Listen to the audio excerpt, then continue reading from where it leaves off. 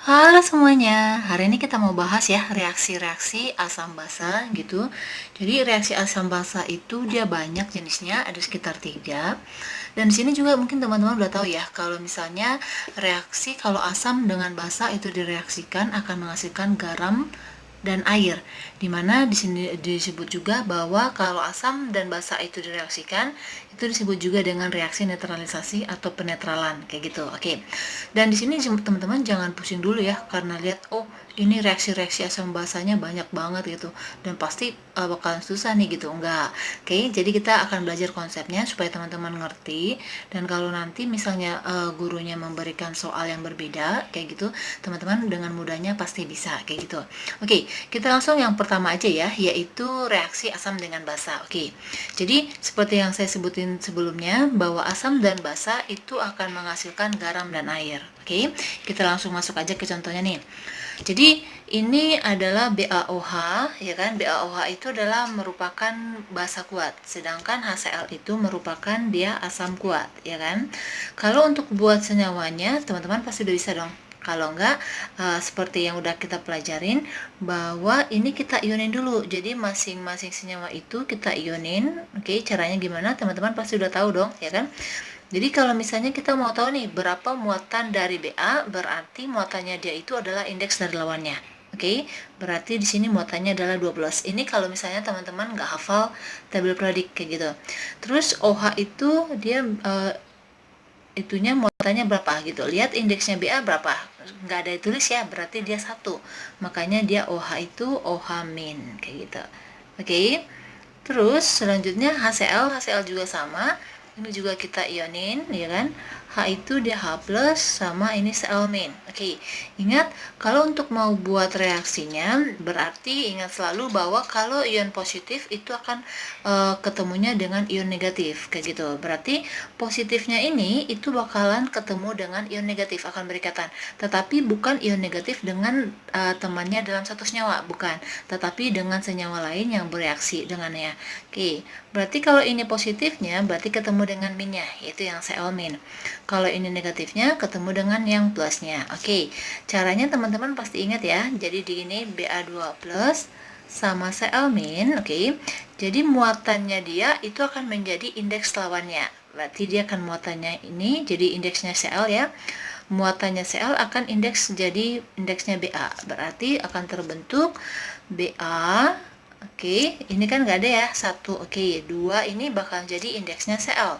Jadi BaCl2 terus ditambah dengan kalau OH itu ketemu dengan H+, itu akan membentuk ion akan membentuk molekul H2O. Oke. Ini dia dalam bentuk liquid, ini dia dalam bentuk aqua. Oke. Teman-teman ingat lagi kalau kita buat persamaan ion. Oke, jadi senyawa yang bisa diionkan itu adalah senyawa yang berasal dari elektrolit kuat. Oke, dan satu lagi dia elektrolit kuat tetapi harus dalam bentuk aqua, itu baru bisa diionin. Oke, ini BaOH ini kan dia merupakan basa kuat ya, dan dia juga di sini dalam bentuk aqua. Ini juga asam kuat dalam bentuk aqua. Ini juga dia termasuk ini garam ya, tapi dia termasuk elektrolit kuat dan juga aqua. Berarti ini ketiganya dia akan terionisasi menjadi ion-ionnya. Oke, ingat selalu kalau kita udah buat persamaan reaksi, apa yang harus kita lakukan? Oke, pintar. Itu kita harus menyetarakan persamaan reaksinya, yaitu kita harus menyamakan jumlah atom yang di sebelah kiri dan sebelah kanannya harus sama, kayak gitu. Oke, supaya lebih cepat, teman-teman, supaya nggak terlalu banyak mikir, nggak terlalu buang banyak waktu. Yang pertama, teman-teman setarain itu adalah unsur selain ya, atom O sama H. Jadi O sama H itu belakangan. Jadi cek unsur yang lain. Oke, misalnya di sini. Di sini kan ada Ba nih, Ba sama Cl. Berarti H sama O-nya belakangan aja, kayak gitu. Di sini Cl-nya ada berapa? Ada 2 ya. Oke, berarti supaya dia sama, yang ini harus dikali 2 juga. Dikalikan menjadi koefisiennya, ya kan? Terus di sini Ba-nya berapa? 1. Di sini Ba-nya 1. Oke, udah sama. Sekarang kita hitung atom H-nya.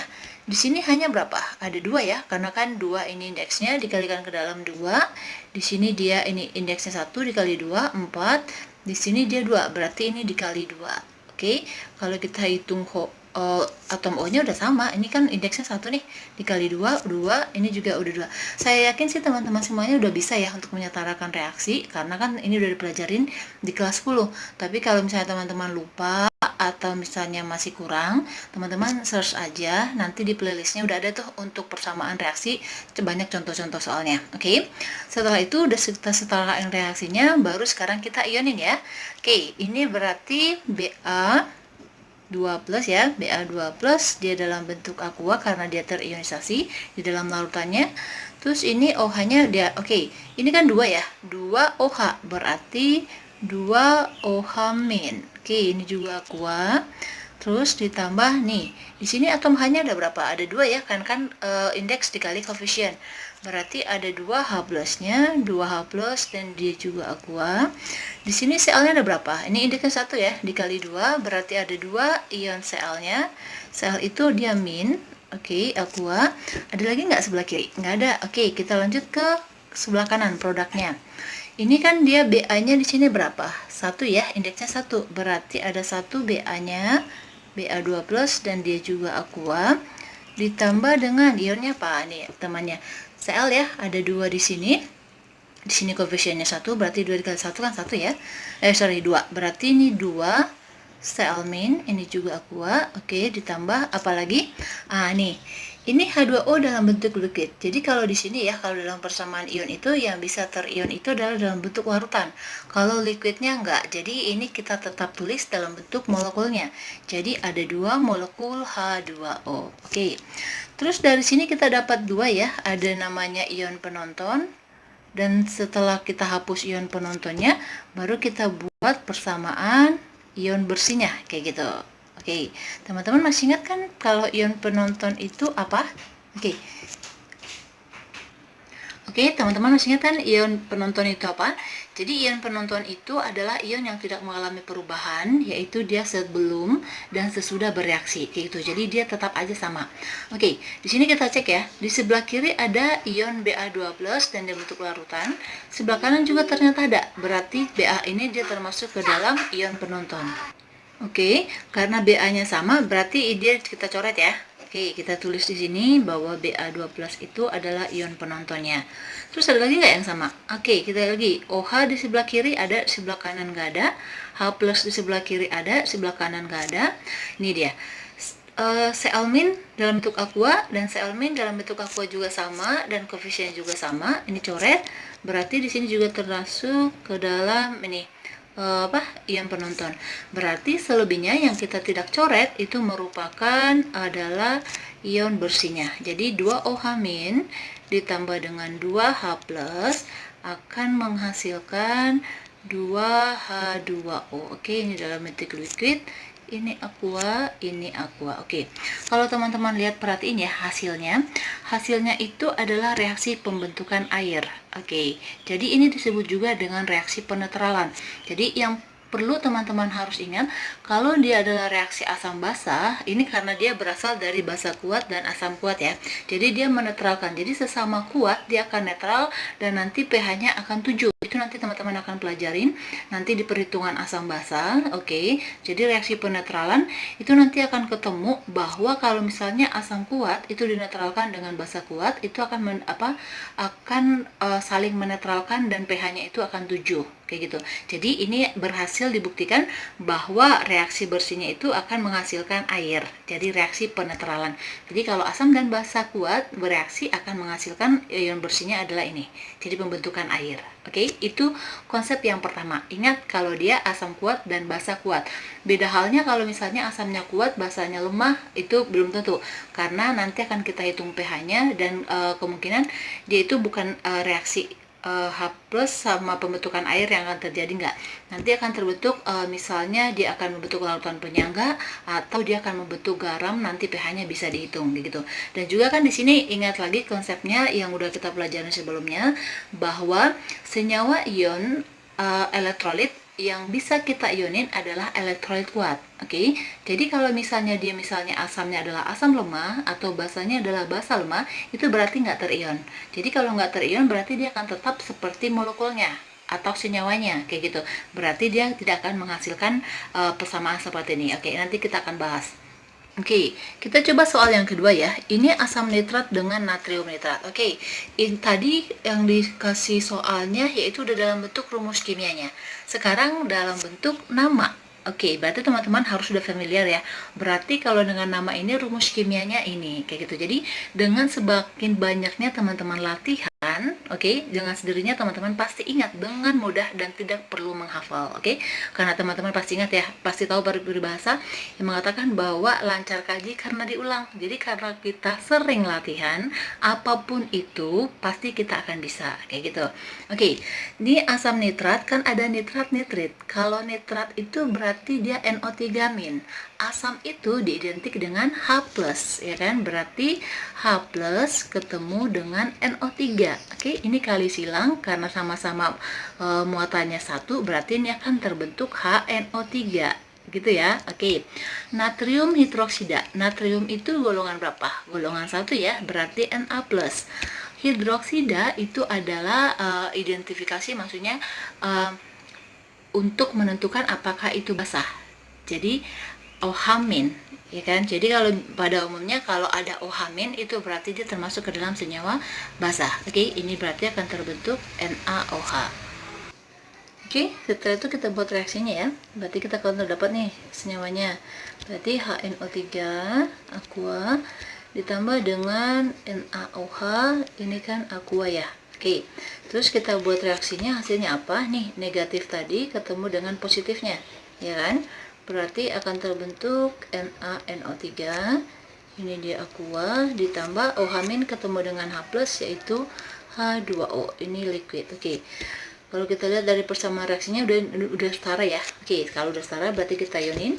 Ini berarti bisa terion menjadi ini H+, tambah NO3-, ini juga sama, bisa diion karena dia merupakan basa kuat.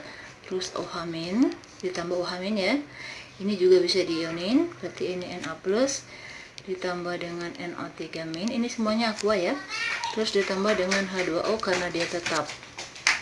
Oke, setelah itu lihat yang sama. Ini H+ nggak ada di sebelah kanan ya, yang ada itu ada Na, berarti kita coret. NO3-nya ada, ini juga coret juga. Berarti yang sama itu disebut dengan ion penonton ya.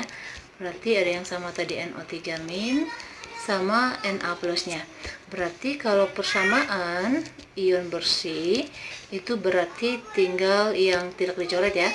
Berarti di sini ada H+ di sebelah kiri, aqua, ditambah dengan OH-, oke, juga aqua, terus menjadi H2O. Oke, sesuai ya dengan konsep yang tadi, bahwa kalau misalnya asam kuat ketemu dengan basa kuat itu disebut dengan reaksi penetralan, dan reaksi penetralan itu adalah reaksi pembentukan air. Oke, ngerti ya?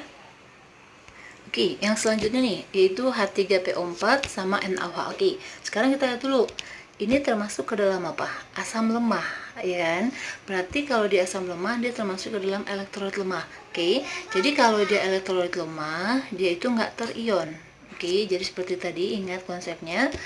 Ini kita ion dulu nih, H+, ya kan, kita mau buat senyawanya. Ini H3PO4 3- karena kan indeksnya. Ini adalah Na+ sama ini OH-, ya kan? Ini ketemu sama ini, berarti kan dia Na+, ini kan ketemu dengan NO4 3-, berarti muatannya menjadi indeks lawannya, nanti akan terbentuk ini dia Na3PO4, ya kan? Berarti di sini kita buat Na3PO4, terus hasilnya OH- ketemu dengan H+, yaitu H2O, ini liquid, ini aqua. Oke, ingat berarti H34-nya nggak bisa diionin ya, karena dia termasuk ke dalam elektrolit lemah. Berarti tetap kita tulis yaitu H3PO4. Oke, ini aqua. Terus NaOH itu kan termasuk basa kuat ya, berarti ini akan terion. Oke, ditambah dengan OH-, ini dalam bentuk aqua. Terus ini dia termasuk ke dalam elektrolit kuat, ya kan? Karena yang lebih yang kuatnya lebih menang. Ini menjadi oke, wait. Ada yang kurang apa? Oke, pintar, yaitu belum disetarakan. Berarti di sini Na-nya 3, ini berarti kita harus kali 3. PO4-nya ini udah 1, udah sama, berarti tinggal H-nya ya. Di sini hanya ada 3, di sini hanya 3, berarti 6, berarti ini kali 3 supaya dia sama. Oke, setelah itu ini kan termasuk dia tadi elektrolit kuat ya, berarti kita ionin. Oh iya belum, ini belum selesai, ini 3. Oke, ini berarti OH-nya juga 3 doang. Oke, terus ini diionin dia ke bawah aja ya. Ini kan 3Na+, ini dalam bentuk aqua, terus PO4 3-. Ini dalam bentuk aqua, terus ditambah dengan karena dia adalah liquid, dia tetap ya. Oke, ini cek yang mana yang sama, cuma Na aja kan, berarti ion penonton itu adalah cuma ion Na+. Berarti kalau persamaan ion bersihnya kita tulis semuanya, berarti H3PO4 ini aqua ditambah dengan 3OH-, ini juga aqua, jadi PO4 3-, ini aqua ditambah 3H2O. Oke, nah ini dia jadinya. Oke, beda ya sama yang tadi ya. Jadi ingat kalau misalnya dia termasuk ke dalam elektrolit lemah, dia nggak bisa terion ya. Sebenarnya ini kita nggak bahas di sini, tetapi teman-teman supaya tahu nanti kalau lihat bahwa identifikasi dulu apakah dia termasuk elektrolit kuat atau elektrolit lemah. Kayak gitu ya. Jadi ini nanti teman-teman akan pelajarin nanti di materi selanjutnya, yaitu yang asam basa atau di teori buffer dan hidrolisis kayak gitu untuk perhitungan pH-nya. Oke, demikian dulu untuk pembahasan kita ini, dan jangan lupa tetap rajin semangat belajar di rumah walaupun dari rumah aja ya.